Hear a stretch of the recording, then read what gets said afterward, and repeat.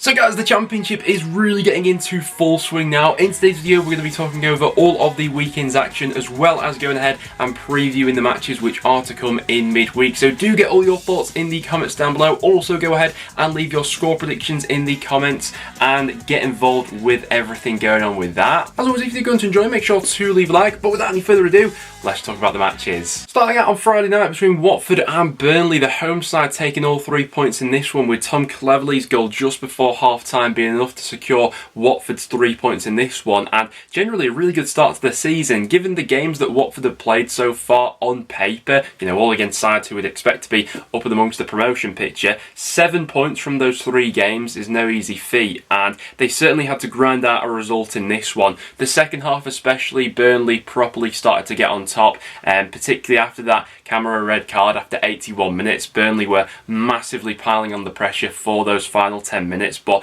once again, Daniel Bachmann proving to be the absolute hero for Watford. I'd probably argue the best goalkeeper in the Championship so far this season. He's made 13 saves already. Only one Championship goalkeeper has made more saves than Bachmann has, and the quality of saves he's made throughout these 3 matches have been absolutely sublime. So yeah, Watford coming through yet another test here, albeit didn't have the most in terms of goal mouth action themselves. No, they scored from the only shot on target they had. Once again with Burnley, plenty of pressure and play around the final third, but perhaps still lacking that clinical edge and that forward who's going to deliver the goods to them consistently this season. Next then, and to the early kickoff on Saturday, we had Cardiff beating Birmingham by 1-0. I think the 1-0 scoreline probably flattering Birmingham in the end, given the quality of chances that Cardiff were consistently producing throughout this game. Across their 3 Championship matches so far, Cardiff have scored 1 goal in each of those games, but this one was,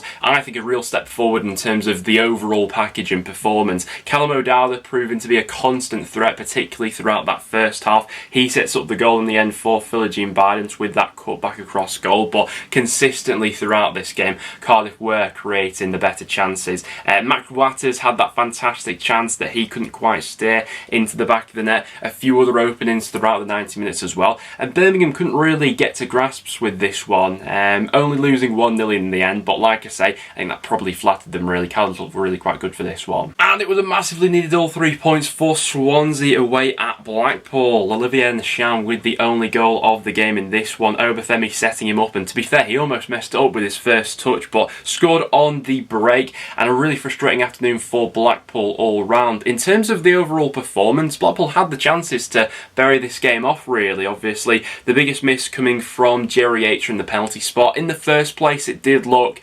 soft, I'm not going to lie, the penalty been given, but Yates sticking it down the middle of the goalkeeper did well to sort of trail his feet there and actually go ahead and save the penalty. But not just that, other openings as well for Blackpool throughout the afternoon. That dribble by Josh Bowler had the chance to square it to Yates, but instead took it on himself. It was the decision making in the final third which really let Blackpool down for this one, and they were hit with the ultimate sucker punch in the last minute. So yeah, massively needed win for Swansea given how last week had gone for them, and more frustration for Blackpool. Speaking about needing a win though, Danny Schofield massively needed this weekend. Huddersfield 3, Stoke City 1. A little bit of a weird game to be honest, because it was Stoke who started out as the better of the 2 sides. We've seen how slow Huddersfield have been throughout their other matches this season in terms of starting matches on the front foot.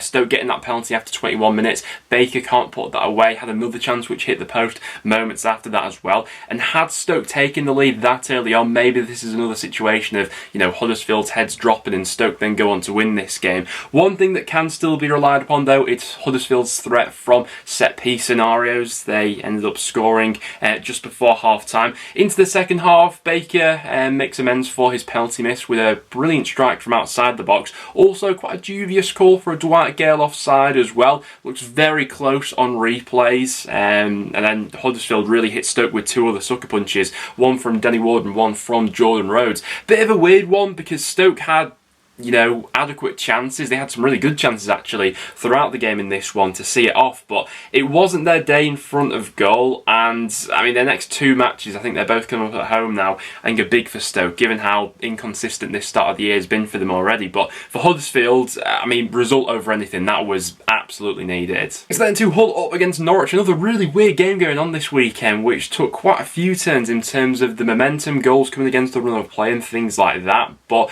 once again, more pressure piling on the door of Dean Smith. This winless start to the season continues for Norwich here, and Hull, fair play to them, took their chances to get back to winning ways in this one. It was Norwich who started out as the better of the two sides, and having quite a few chances in and around the box. In the end of this one, they had 12 shots on target. Once again, I think this has been the case for all of Norwich's matches throughout this season as well. They've outperformed the opposition in terms of their XG numbers, but they've not been able to make that pay. To be fair, a lot of their 12 shots that were on target as well were straight down the middle of Matt Ingram's goal. Matt Ingram himself has made more saves than any other Championship goalkeeper so far this season, and I mean, Hull's two goals pretty much sum up Norwich's afternoon and their start to the season so far. The first one being a real comedy of errors, the second one not all too much better, but Estupiñán getting his first two goals of the season, that'll be a big confidence booster for him. Nunes, who did provide a few moments of quality throughout this game with through balls and things like that, scored an absolute worldie of a free kick, and from that point onwards,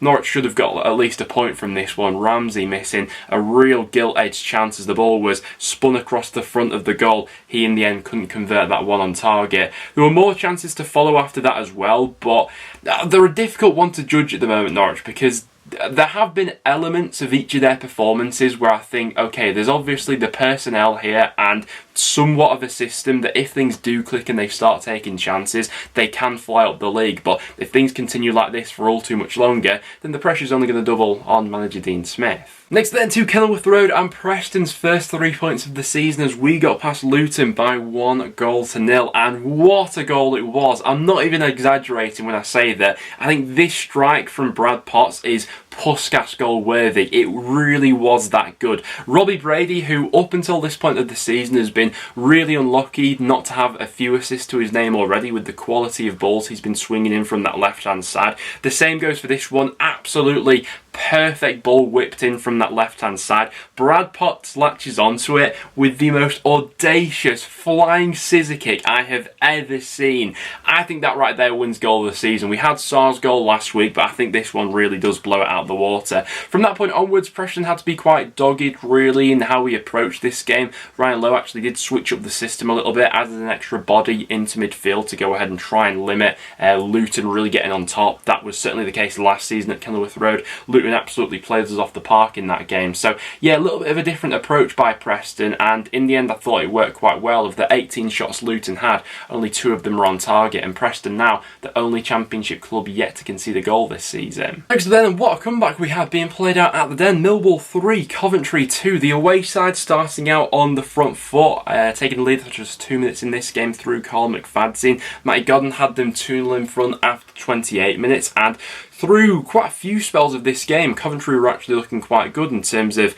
getting shots away and moving the ball up through the thirds, and Millwall couldn't quite live with that at different times. But we've seen this how many times, one momentum swing is all it takes sometimes at the Den, and that was certainly the case in this one. Simon Moore has an absolute disaster, comes out for the ball, can't claim it with that free kick that swung in, and Cooper gets Millwall back into it, 2-1 at half time, and suddenly going into the second half there's a totally different complexion on that game. Had Coventry been 2-0 up for that second half, things might have been a little bit different, but Millwall's tails were up having got that goal back, and then goals from Honeyman and Saville ultimately meant that Millwall went on to win this one. Another game-changing factor was the Gustavo Hamer red card, certainly someone who's been, no stranger to a yellow card last season. 2 yellow cards for him, sent off after 67 minutes. That gave the home side even more impetus to go on and win this game. So it really was those two moments of madness that probably cost Coventry here. The goalkeeper mistake and the Hamer red card in the second half, because there were some positives to take from it, but ultimately when you're throwing away a 2-goal lead, what else can be said? Next then to Rotherham 4, Reading 0. Who saw this one coming? If ever Rotherham needed a confidence booster at the start of the season and something that could potentially spur them on for the rest of the year, this was it right here. Paul Warne got his game plan absolutely spot on, and this Rotherham side more than picked on the vulnerabilities that we all thought were there within this Reading squad at the start of the season. An absolute horror show from start to finish, and I mean, I don't want to completely go in on one player here because collectively Reading were absolutely awful throughout this game, but Joe Lumley dropped what was arguably one of the worst goalkeeping performances I think I've ever seen in the Championship. At the time of him signing for Reading, I know Reading were limited with their options in terms of who they could have gone ahead and brought in, but I think a lot of people, myself included, were massively apprehensive about the move because of how last season for Middlesbrough had gone for Lumley, but this one was an absolute disaster from him from start to finish. And not only through the goals he conceded, but he actually got away with a few mistakes he made in this game and wasn't punished on every one of those mistakes, which is crazy when he went and let in 4 other goals. So yeah, Reading need to go back to the drawing board. I think we've seen how quickly confidence can erode at a side like Reading. You know, we saw them go on an abysmal run last season in terms of winless matches, and it is that sort of result which can spur that on, but what a result for Rotherham. Next then to the Stadium of Light, and what a comeback from QPR in this one. Once again, we saw Sunderland starting this one at 100 miles an hour, quite similar to the Coventry game on the opening game week of the season. Sunderland a much better side in the first half. Their forward two both getting on the score sheet for this one as well, Stewart and Sims. I'll say it again, I think those two will be a lot of fun this season and will get a lot of goals between themselves. However, second half, in a similar way to how it sort of got away from them in that Coventry game, QPR started to get a little bit more on top, somewhat through the doing of Sunderland, a few cheap passes going astray and things like that, but Che getting them back into it in the 87th minute with a nicely taken free kick. And then in terms of the narrative, I mean, what a moment. Senid Yen coming up with that equaliser in the 92nd minute. The goalkeeper coming up with the goods for QPR, Che delivering the ball in with that moment of quality. Yeah, I mean, what a moment it is when the goalkeeper scores a last minute equaliser. Frustration from Sunderland because of how good they were in the first half, but I mean, credit to QPR for scoring 2 late goals. Next then to Wigan up against Bristol City, this one playing out as a 1-1 draw. Have to admit, not totally convinced on Bristol City over their showing over these first 3 matches. It was a decent enough start from them. Nice ball in from Conway into Vyman, who's been on the score sheet for each one of Bristol City's games so far, but that second half the momentum really started to switch. Even at the end of the first half, Wigan started to get on top from this one. More than deserved their equaliser. A little bit of a scrappy goal from Bristol City's perspective, with the corner coming in, a lot of people being in the box, that taking a few ricochets. But from that point onwards, I think the home side were more than likely to go on and win this game. I think had you offered Wigan fans the chance to be undefeated after their first 3 league matches, they're probably taking that, albeit they're still waiting for their first win of the season. And for Bristol City, didn't really offer up much in terms of a threat in that second half. They didn't have a shot on target